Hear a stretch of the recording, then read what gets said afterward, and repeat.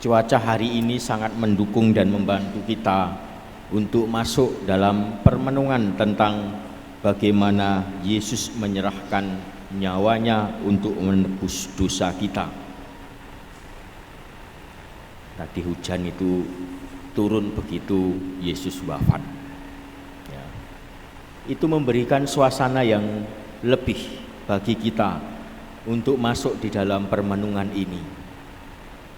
Maka kalau kita baru saja mendengarkan kisah sengsara ini dengan dihadirkannya banyak-banyak tokoh di sana dengan peran masing-masing, ada para murid, di antara murid pun ada bermacam-macam murid,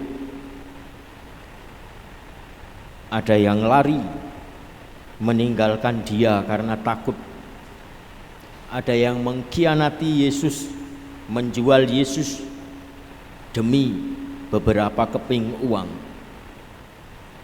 Tetapi juga ada murid yang dengan penuh kesetiaan tetap mengikuti Yesus dan berdiri di bawah salib bersama dengan ibundanya.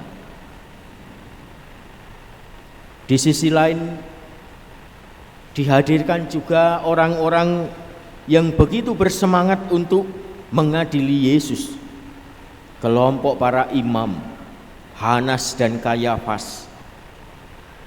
Mereka yang didorong oleh kebencian yang luar biasa, sehingga bahkan lalu meloloskan cara-cara yang tidak masuk akal,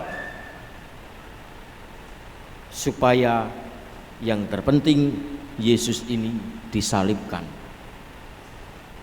Mereka bersekongkol dengan pemerintahan, dengan orang-orang yang memegang kekuasaan demi tercapainya apa yang menjadi keinginan mereka.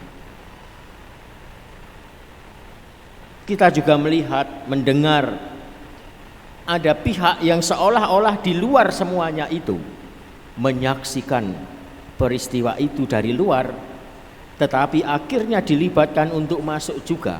Pilatus, orang Romawi yang diberi peran menjadi gubernur wilayah itu, lalu dia yang dipaksa untuk mengadili Yesus. Ia yang sebetulnya tahu Yesus tidak ada salahnya, tetapi kebenaran diingkarinya karena ketakutannya terhadap orang-orang yang mendesak dia. Kita mendengar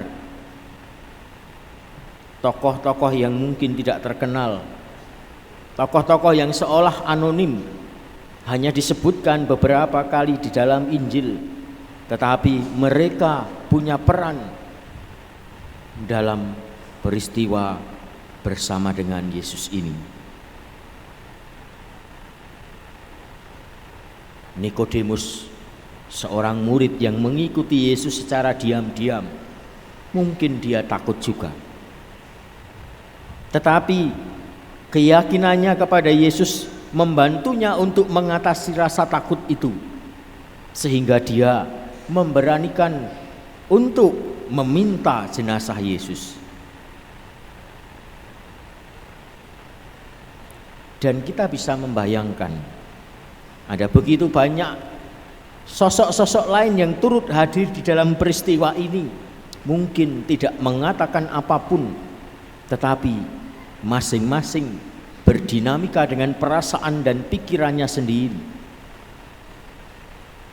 Kita bisa membayangkan hal itu, membandingkannya saat kita mungkin dalam suatu kesempatan pergi datang untuk melayat, untuk mengungkapkan duka cita, bela sungkawa kita bagi keluarga yang ditinggalkan oleh saudaranya.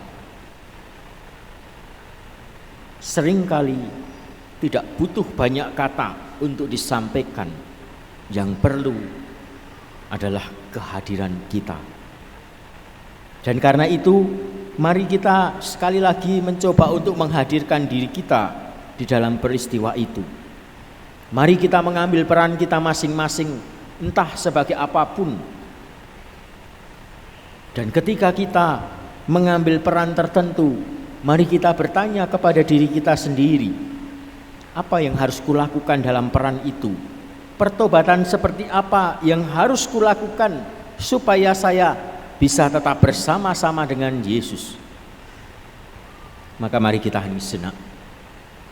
Kita merenungkan, menghadirkan diri kita di dalam peristiwa wafat Tuhan kita Yesus Kristus ini dengan peran kita masing-masing, entah sebagai apapun, entah sebagai rasul, entah sebagai orang-orang yang dihadirkan di sana. Mari kita sungguh menghadirkan itu, menghadirkan diri kita di dalam keheningan.